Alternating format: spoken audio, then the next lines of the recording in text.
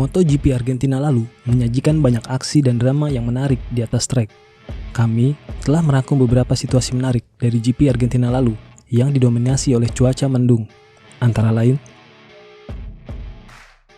Brad Binder tampil mengejutkan di balapan sprint dengan start roketnya dari posisi 15 langsung meluncur melewati pembalap-pembalap lain. Dengan sekuat tenaga, Binder mampu menghalangi Bezzecchi yang menerornya habis-habisan pada lap terakhir dan akhirnya berhasil menjuarai balapan sprint dengan selisih tipis dari Bezzecchi di posisi kedua. Hasil spektakuler ini melejitkan Brad Binder ke langit dan banyak yang meyakini KTM musim ini akan kompetitif. Sayangnya, pada balapan hari Minggu, hasil balapan Binder justru menghujam kembali ke bumi.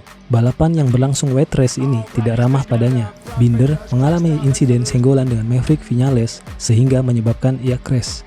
Binder berhasil melanjutkan balapan, namun jauh di belakang dan finish di posisi terakhir. Sebuah performa jempolan yang sudah lama ditunggu dari Frankie Morbidelli.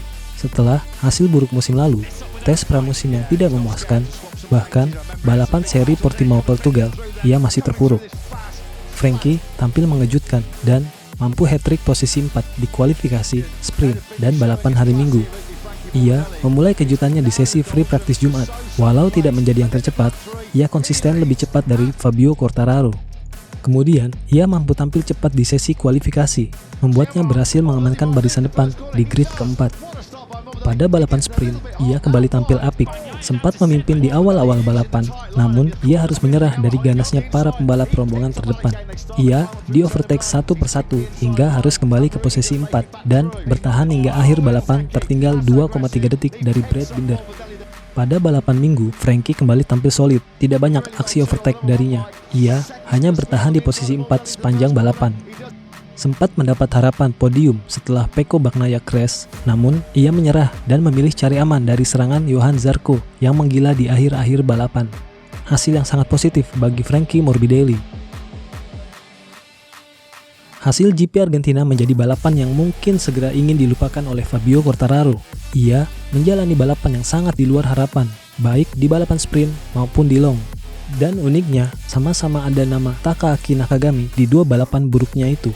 Yang pertama mungkin tidak terlalu berpengaruh pada hasil balapan sprintnya. Fabio hanya dikenakan hukuman penalti mundur 1 detik setelah menyalip Nakagami saat bendera kuning berkibar. Berikutnya, pada wet race hari Minggu, Fabio yang saat itu berada di barisan tengah harus melipir keluar dan tercecer ke belakang karena aksi Nakagami yang memaksa masuk dari sisi dalam. Akibatnya, ia harus bekerja sangat keras untuk overtake satu persatu pembalap dari belakang. Ini makin dipersulit oleh cipratan air yang menghalangi pandangan. Yang paling disesalkan, race pace Fabio Quartararo cukup baik untuk bisa bertarung dengan barisan depan, memperebutkan posisi yang lebih baik. Mungkin di seri Amerika nanti, ia perlu jimat anti Nakagami, biar nggak deket-deket saat balapan. Mengawali weekend balap dengan memberi ancaman layaknya singa mengaum pada geng Ducati, namun justru berakhir menjadi kucing lepek di tengah hujan. Di sesi free practice yang kering, Alex Espargaro dan Maverick Viñales secara meyakinkan bergantian menjadi yang tercepat di sirkuit ini dan tampak sangat siap untuk kembali juara seperti tahun lalu. Namun, sayangnya ketika hari Sabtu yang basah, geng Aprilia tidak maksimal. Di sesi kualifikasi, Maverick hanya di posisi kelima dan Alex terdampar di posisi ke-9. Balapan sprint yang sedikit basah dan balapan long yang full wet membuat mereka sangat kesulitan. Alex sempat mengira bannya kempes. Ia juga tidak bisa membuka gas lebih dalam bahkan di jalan lurus. Rodanya selalu spin dan harus mengoper gigi sebelum redline RPM motornya. Traksi motornya terasa buruk ketika hujan. Ia pikir ini ada kaitannya dengan elektronik motornya.